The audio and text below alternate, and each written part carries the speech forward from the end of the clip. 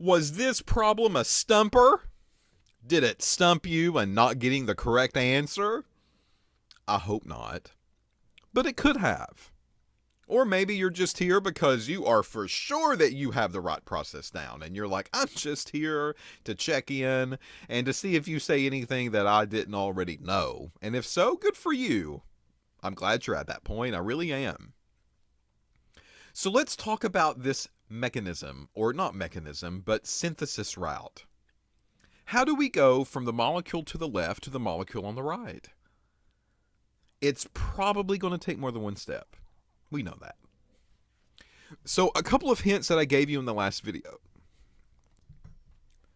Number one, we're going to have to elongate. We know that.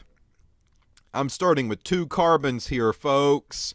Over here to the right-hand side, I've got 1, 2, 3, 4, 5, and 6 carbons. So we're going to have to do some elongation steps, at least. Number 2, I don't have any triple bonds, do I? So I'm going to have to think of a way to take triple bonds all the way down to a single. There's no double bonds that are present. They're all single bonds all the way throughout the molecule. So I have to keep this in mind. A destruction of a triple bond is going to have to happen. Number 3, the functional group that I'm ending up with over here looks like an epoxide. So I need to go back and maybe dig up some old dirt on some alkene reactions. How on earth do we get an epoxide? Because that's where we saw this happen. How do we get an epoxide to form on a molecule like this? So these are just a couple of notes that I'm jotting down. It might not even go in this order, but these are things that I know definitely have to happen. And it gives me a good game plan at least. It might not go in order 1, 2, 3, but it's at least putting me in the right place, the right kind of state of mind on doing what I need to do in order to get to that awful product over on the right-hand side. Okay, so let's start with that product. I need to end up with a carbon-carbon that has an oxygen on each one. And then on these carbons, I need ethyl groups, CH2, CH3, and then CH3, CH2, and then hydrogens, of course, on the same side of those carbons. This is what I need to end up with. And this is what I want you to think about. We are starting with just simple O-acetylene. Right there. C triple bond C. I want you to look at this molecule. We know we have to chain elongate. All right, we know that. But how do we elongate? Do I just make a one big old long chain? No, sometimes these are a little trickier than that. And here's why. On the product, look at this epoxide. This epoxide is a group that I need to add, but I need to make sure that I'm adding it about the 3rd and the 4th carbon in, right? So eventually, after I elongate the chain, I have to ensure that that triple bond, which is a site of reactivity, is going to be more nestled into that molecule. I can't have it on the very end, because if this triple bond goes on the very end of a molecule, that is where my reactivity site's going to happen, and my epoxide is not going to be on carbon 3 and carbon 4. It's going to be maybe on carbon 1 and carbon 2. So I have to keep those things in mind. That means that this is going to require more than one chain elongation step. So I know that I'm going to have to add NH2 to this, and when I do, I'll end up with carbon, triple bond carbon with a negative piece. Okay, how many carbons do I add on to this? That's my next question. Well, if I want to make sure that my triple bond is right in here, which is where that additive is going to be, like if my bromine was here or my OH was there, whatever the case was, I need to make sure that my triple or double bonds are staying in this location. Then on one of these carbons, if this is my C triple bond C, I need to add on a ethyl group. Okay, so in this step, I will add on CH3, CH2, Br.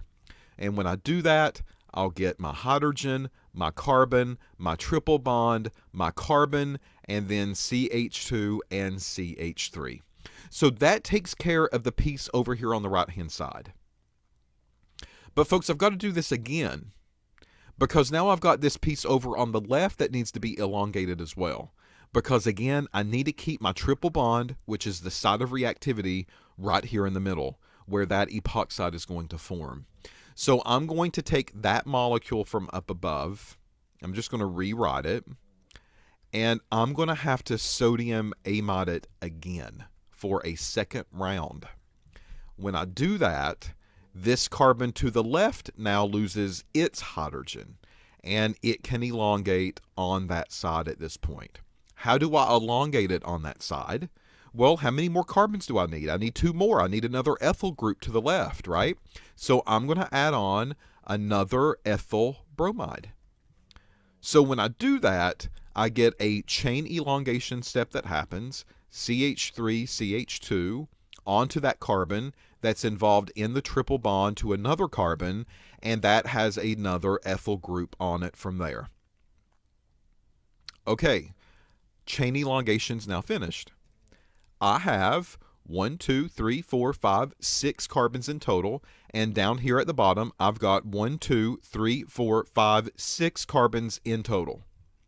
So I've got the appropriate number of carbons at this point. Now, the question, how on earth do I get an epoxide on it? Well, we didn't talk about epoxides with alkynes. We talked about epoxides with alkenes. So that's a very good sign that probably the next step that needs to happen here is H2 Linlar. Because I've got a triple bond, and I don't need triple bonds. I need doubles to get my epoxide on. So if I can do H2 Linlar, then I can do CH3, CH2, carbon, double bond carbon, CH2, CH3. Now, these hydrogens were added to the same side, which is good, because that's what Linlar does. This is a syn addition, and it gives me cis molecules. And those hydrogens were both on dashed wedges, which means they are on the same side of the molecule together. If they were on opposite, H2 Linlar would not work at that part. I would have to choose the sodium and the ammonia. So just keep that in mind. If it was trans, H2 Linlar would not be the option here. It would have been the sodium and the ammonia that would allow that to go forward. All right, so I can go in and add on my hydrogens if that's what I need. There we go. Now at this point, I need to take that alkene that I have just formed, and I need to go back and remember how on earth do we make an epoxide. All right, and you might have forgot about that one. Maybe not. So if you go back and do some digging, what you'll see is that we use a peroxy acid, which is a C double bond O, OOH. It has an extra little oxygen in there. And it could be anything that it wants to be over here to the right-hand side. Just another carbon. It can just be one carbon for all I care. It doesn't really matter. It doesn't take part in any of the product that we want to pay attention to. So if you just give me this, it's perfectly okay. Not a big deal. So when we do that, and we react this with peroxy acid, I'll start off with my reagent.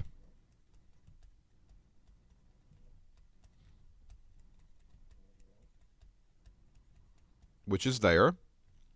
The peroxy acid comes in, breaks the double bond to a single, 2 sites of attachment will open up, and the oxygen will share both of those carbons at one time.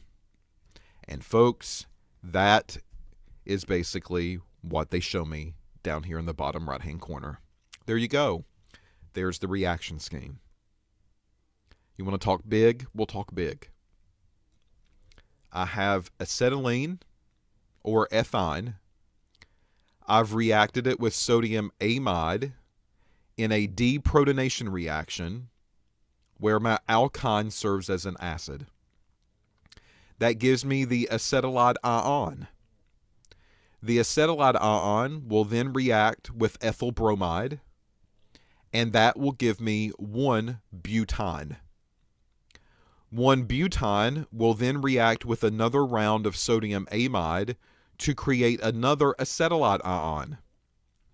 That acetylide ion will then react with another mole or molecule of ethyl bromide, and that will generate 3-hexyne. Once 3-hexyne is generated, a hydrogenation reaction with Lindlar catalyst will happen, and that takes 3-hexyne to 3-hexene. 3-hexene will then react with peroxy acid to generate an epoxide, and the name of that epoxide is cis-2,3-diethyl oxyrane. 2,3-diethyl oxyrane. Folks, if you are getting better with a description like that, good for you. You're making progress. Now, let's look at another.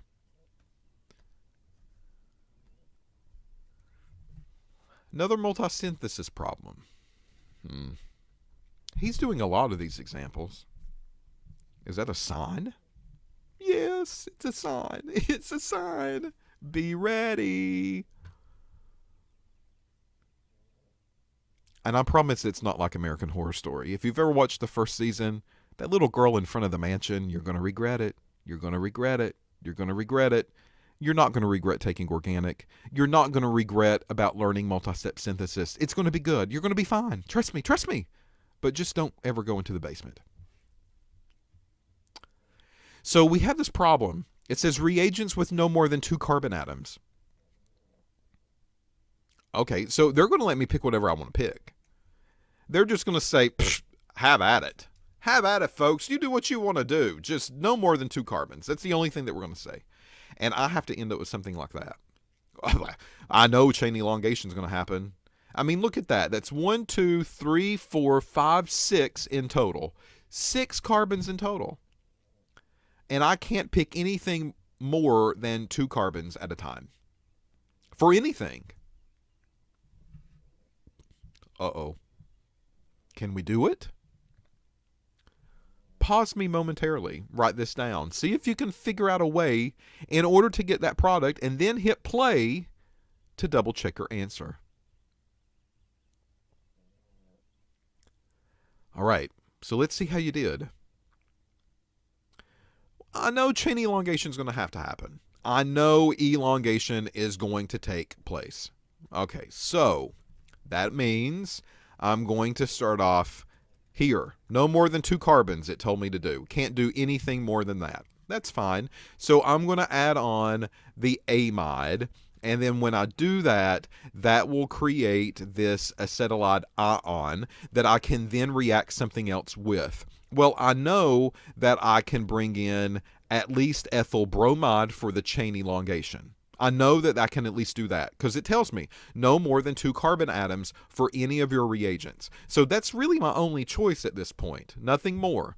So this carbon, hydrogen, triple bond carbon that now has on the CH2 and the CH3.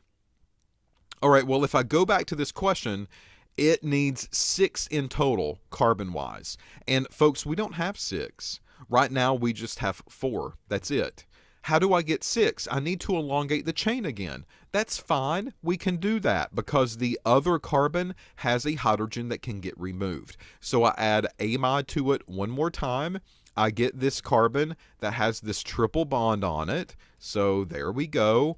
And now I add another 2 carbon piece. That works for me because I've got 4 and I need a total of 6 on the product side. So now I just elongated the chain on the left-hand side. CH3, CH2, carbon, triple bond, carbon, CH2, and CH3. Now what? Now we got to figure out where to go. All right, so if I go back to this problem, it looks like 2 bromines are on that 3rd carbon in. Okay, so let me just go back. 1, 2, 3 carbons in. That's good, right? This alkyne is perfectly positioned because when this triple bond breaks to a double, the side of attachment opens up here and it opens up there.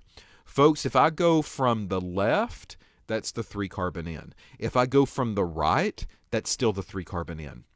So this is a perfect position for that triple bond when I begin to add on the bromines. All right, so you might look at this and you might say, hey, we need 2 bromines. So I know that reaction. I know what we need to do here.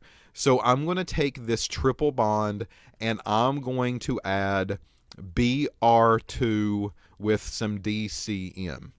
Okay, well, if you do this, what happens is that this triple bond breaks to a double, 2 sites of attachment open up here and here, and you will put bromine on one and you'll put bromine on the other.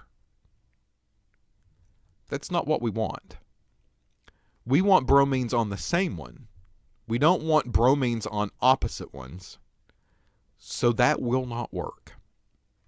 Br2 addition will not work in this case because I need those bromines on the same carbon, not different ones. So we need to think of another way to add bromine on. Do you know another way? Of course you do. HBr. That'll do it. So CH3, CH2, carbon, triple bond, carbon, CH2, CH3. That HBr will take my triple, break it to a double. 2 sides of attachment open up, here and here. Hydrogen doesn't really care where it goes. I'm going to mimic it to make it look like the product that they've drawn on a sheet of paper. So I'm going to put hydrogen here, which forces my bromine to go there. That's not where we need to be though, right? So then I'm going to take that molecule, this CH3, CH2, carbon with the bromine, double bond carbon. This is a CH now. I can condense that down a little bit. CH2, CH3. I'm then going to take this molecule. I need another bromine on it. Only one. So probably add HBr again for a second time. If I do that, I'll rewrite my reagent. There's that. Double bond, carbon, CH2, CH3. My HBr targets the double bond, breaks it. 2 sides of attachment open up, here and here. Hydrogen plays with other hydrogens, so that hydrogen will go to the right-hand carbon by default, and my other bromine will go left-handed. And folks, that is the product that we need from that question. That's how we do these multi-step synthesis. Sometimes we do them and they work out fine. We flow right through them and it works out perfect. Other times we might get into a position where it gets tricky, like with the Br2 and the DCM, and we realize, well, that's not really going to give us what we need. So we're going to scratch that, we're going to go back, and we're going to try something else. It's trial and error in the beginning for sure. So big talk. Big talk. Before I do big talk, let's go through and name some of these things. So this is called ethyne. This is going to be ethyl bromide for a common name. That's okay. We can use that. This, 1, 2, 3, 4, and triple bond happens at carbon 1. So 1-butyne. This one, ethyl bromide again. This molecule with the triple bond, 1, 2, 3, 4, 5, 6. At carbon 3, that is where your triple bond is at, 3-hexyne. This one, that first product that was formed, 1, 2, 3, 1, 2, 3. Doesn't really matter how you do it for the double bond, but bromine will make the determination for you. So this is going to be a 3-bromo, 3, 1, 2, 3, 4, 5, 6, hexene. And then this 3-bromo 3-hexene will react again. And that gives me 3,3-dibromo hexane. So now we've just named everything that we could. My alkynes, my alkenes, and my alkanes. Now, big talk. My ethyne has reacted with sodium amide. A deprotonation reaction has taken place where ethyne acts as an acid, forming the acetylide ion. The acetylide ion then reacts with ethyl bromide in a nucleophilic electrophilic reaction, where acetylide ion is serving as the nucleophile, and the carbon involved in the carbon-bromine bond serves as the electrophile, forming 1-butene as a product. 1-butene reacts with sodium amide again, and that forms the acetylide ion again. And that new acetylene ion reacts with ethyl bromide once more to form 3-hexene as a product. 3-hexene then reacts with hydrobromic acid in a Markovnikov fashion to form 3-bromo 3-hexene, as the alkyne has been destroyed to an alkene.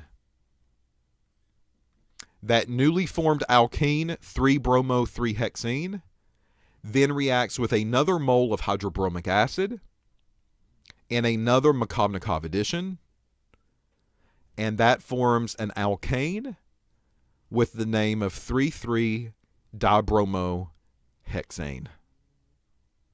Look at there. Did you get that one a little bit better? Did that one feel a little bit more comfortable to you as far as the lingo and the words go?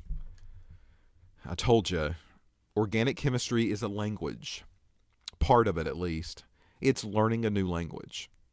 And if you can talk the lingo, you can dance the dance. All right. So, we're not yet done. Not yet finished. I've got another one for you. Here it is.